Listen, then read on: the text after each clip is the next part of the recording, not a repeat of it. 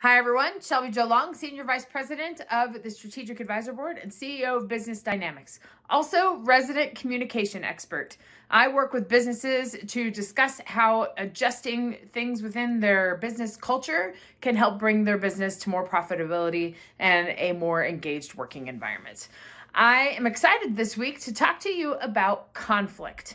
Conflict is inherently within our communication and many communication infrastructure within our business, and many businesses deal with conflict as something that takes away from their business, takes away from their profitability, also drives employees away from their business when there's that under-rooted conflict that usually isn't resolved. And as business owners, it's important to think about how we, as leaders in our own businesses, can begin to resolve this conflict on a more institutional level to be able to bring our business to the next level. Because resolving conflict, or at least managing the conflict in your business, can increase your culture, your business culture, can increase your connection to employees, can just make all sorts of differences in your business. There's a few strategies that I'm going to talk about this week.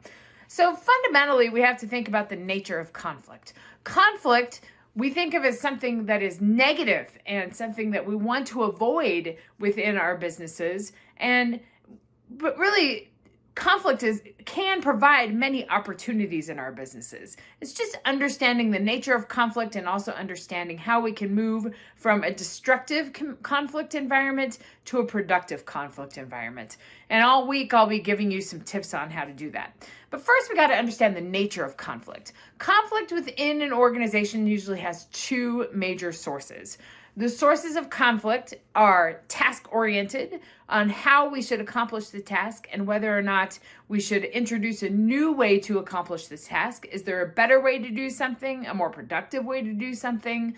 Often there's that conflict in trying to figure out the best solution, and we have to make the decision as owners and CEOs in our business about what's the best way to move forward in our business. So task-oriented conflict is typically a very constructive kind of conflict that we have in our business.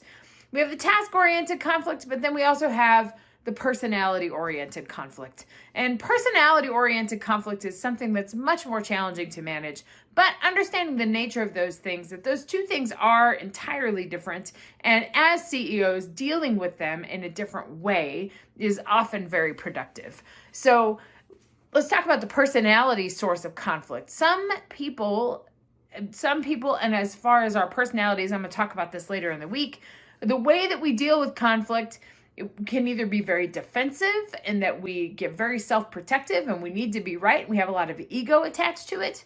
Or the people that just want to avoid conflict. There's lots of different ways of dealing with conflict, but often the way that we deal with conflict comes out in our personalities. Maybe there's a conflict with people. Maybe there's a past conflict with people. There's been some types of issue in the past. But the way that we deal with that are two different ways.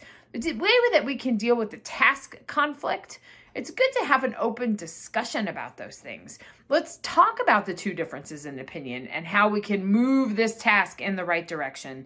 Let's have almost a roundtable discussion as a way to not only deal with the conflict, but it's a way to look at all of the different resources and look at all of the different potentials of the ideas.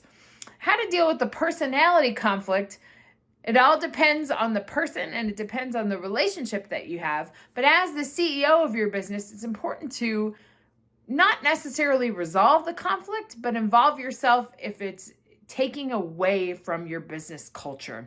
And that means intervening in some sort of way or having your HR person intervene in some sort of way to intervene and just say, let's resolve this conflict, talk about how we can manage this conflict and move forward with our conflict and resolve the conflict so it doesn't take away from our work, because it's taking away from our productivity and taking away from our business culture. So my recommendation for conflict is always to hit it head on at the right time for you and to be sure that you have a conflict, a way to resolve conflict and a way to move forward so it doesn't take away from your business. I work with businesses one-on-one in their business culture, how to resolve conflict, how to have a more productive environment. Love to chat with you about it. Reach out, shelbyjolong.com, and I'll see you next time.